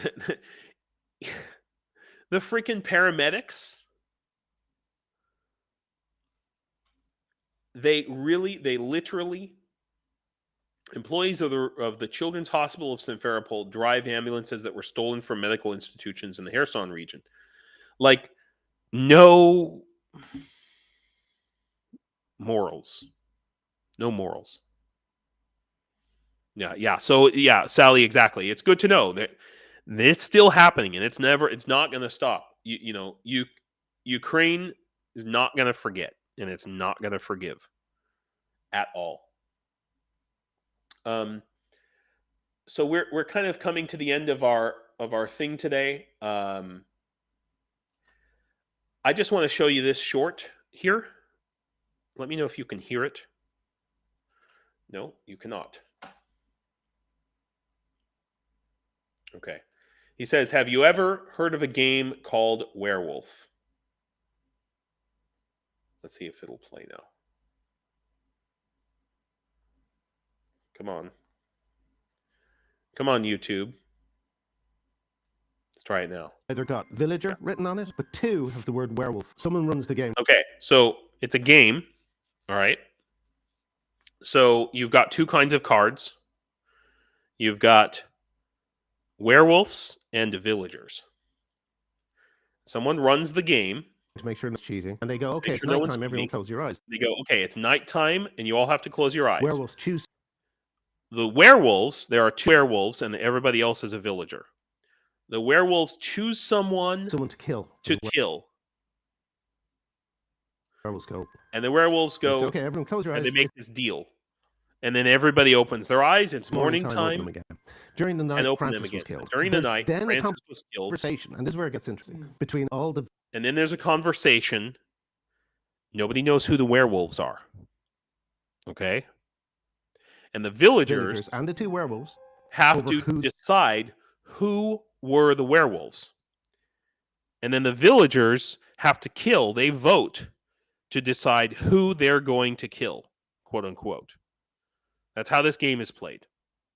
the werewolves are. Then at the end of the day, the villagers have to decide who they're going to kill. So the villagers decide who they're going to kill. They say, we're going to kill Constantine. And they don't know who they're just trying to figure out who the werewolf is, and they're killing people.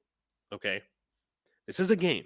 It's revealed by the person running the game. I'm afraid Constantine was a villager. And then after they kill the person, then the person running the game says, "Oh, sorry, this guy was actually a villager. He was not a werewolf." Okay, and the game continues. And The then they play villagers the win the round. game if they kill both werewolves. So the way they win, when the villagers win, is if they kill both werewolves. And the way the werewolves win is if they kill all the villagers. The werewolves win the game if they kill all but two villagers. And the All but two villagers. werewolves usually win. The game And the werewolves was invented usually by win. a student. Now that's not the important part. Listen to the next part of this video. Sociology in Russia who wanted This was created by a student of sociology in Russia.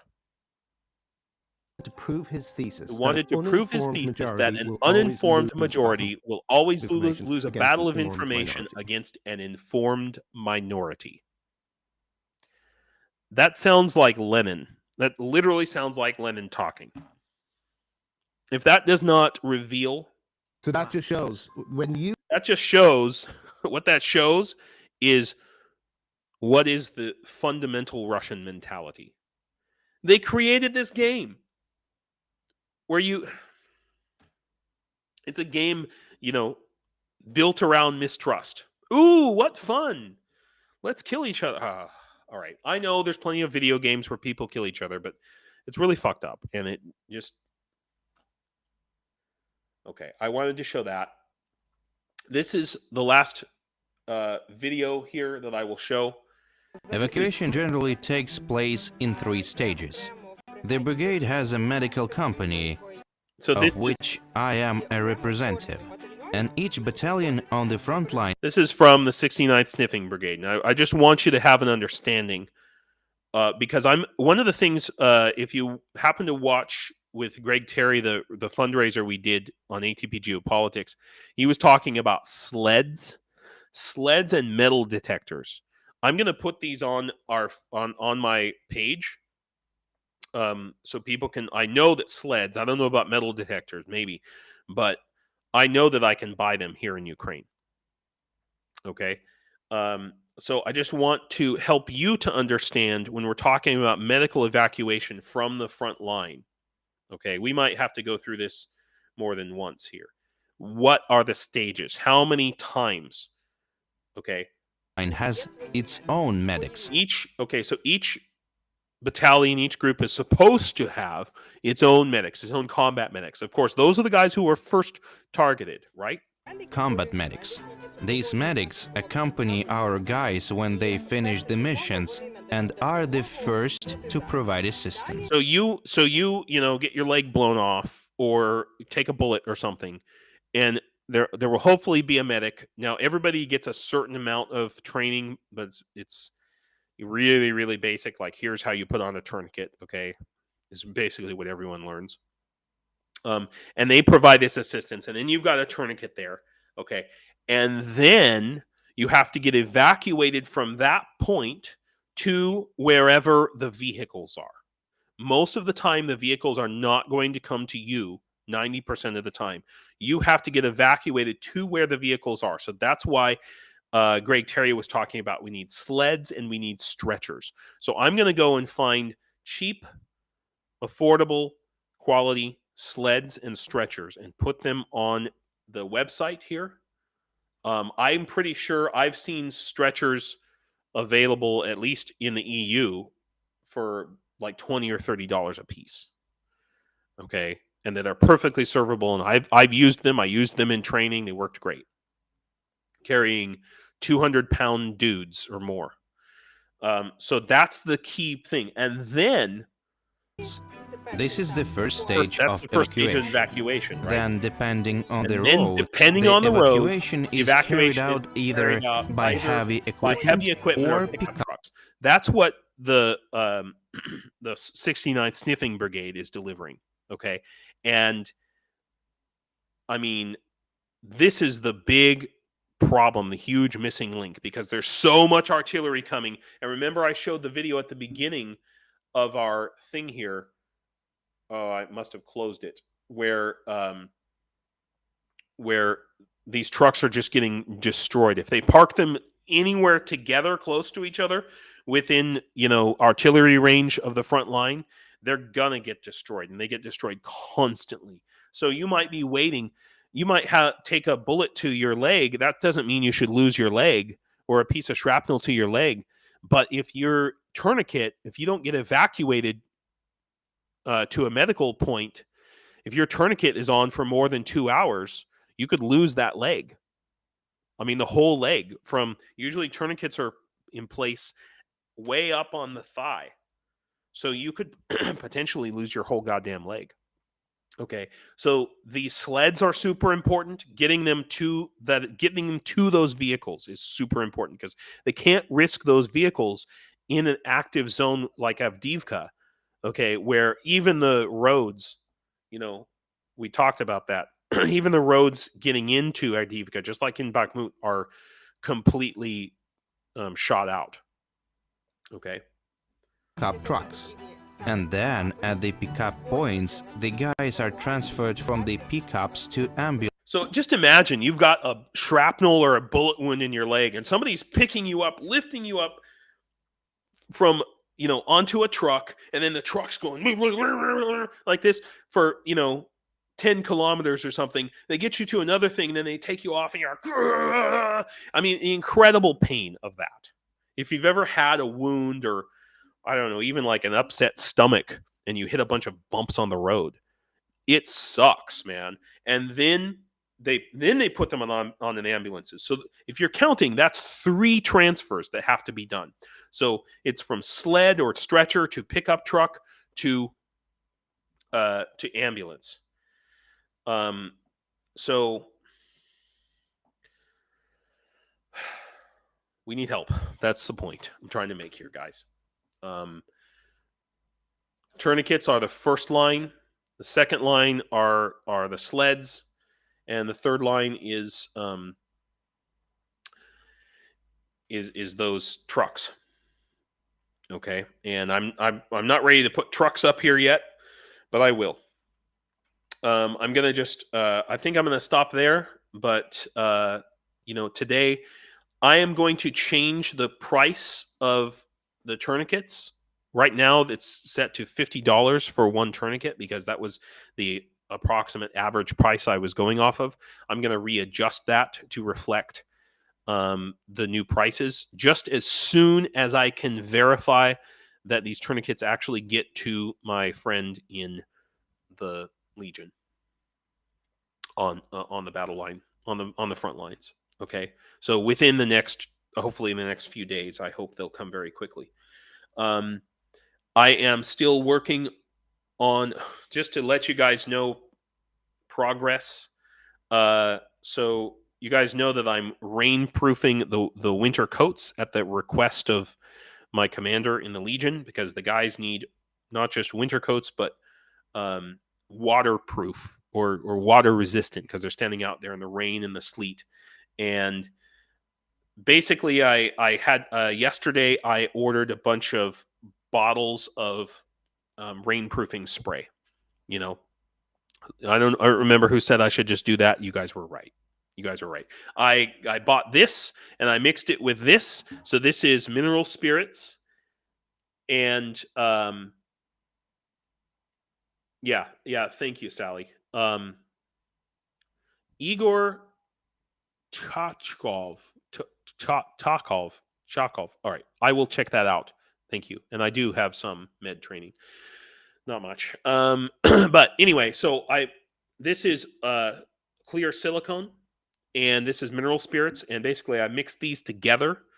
And what I found out is that I used half a bottle of this. So this is 250 milliliters, and almost an entire bottle of this, and it did one coat, one jacket. Now, that's not worth it. That's not going to work. That ain't going to fly. So obviously, yeah. I don't know if I showed you guys these socks. What? Damn it. These socks are, I've got 40 pairs of these wool socks, and they are going to Alpha Company, 1st Battalion on the front lines. They're going out today. They had to be ordered, so they weren't all ready. So I picked them up yesterday, and they will be going out, and you guys will see. I mean, not really. I mean, yeah. If I were to buy like one of these for every coat, that would be ridiculously expensive. So I found a really cheap price for bottles of the spray-on anti-rain stuff, and it's not as good. It's not going to last as long, but it'll at least make these coats rain resistant. Okay, because this would just be ridiculous, and it would take for fucking ever, And also, it looks like shit. To be honest, to be perfectly honest with you. So I could show you the coat sitting right over here, but yeah, it just looks like crap. So I'm expecting those. I put the order in last night. I'm expecting the rain proofing to come in the next couple of days. And yeah, so I only have 2 classes today. Well, no, I only have 1 class to teach today, so I'm going to have time to work on the toilets. Woohoo! Woo! Sally, thank you for asking. You did help buy it. If you go to the part where it says rain gear for Ukraine soldiers, so that's I took part of, because I saved a lot of money buying these coats because they're secondhand. I paid a very small amount. So the additional cost is like about $1.50 per coat. Okay. And I had enough from your rain gear, the money that was donated to rain gear, for that to buy that. So that's what I did. Anytime if I find sorry, Sally, I'm sorry I'm going so late, guys. Yeah, so Sally, that's the question. Is it stuff they'll need to reapply? It might be, particularly if they wash the coats. If they wash the coats, then they'll definitely need to reapply them. I will tell you that these coats are specifically for training. That's really mainly what they're for. They do receive coats from, as part of this. It's the only things that they get. They get 1 uniform. Now these are also donations, but it's official Ukrainian uniforms, and they're more or less the same. But the problem is, a lot of those, by the time they get through training, their given uniforms are already torn to shreds because the training is just so intense.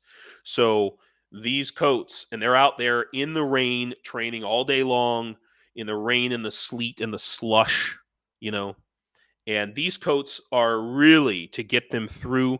They have about a month of training, when they initially get there, and then they have, depending on what unit they go to, they'll have some additional training. And these coats are really to get them through that period, this winter especially, so that they don't tear up their good tactical coats that are given to them. That's the point of this. Yeah, Cheryl, I want to thank you guys all for coming. Thank you guys for staying up, everybody.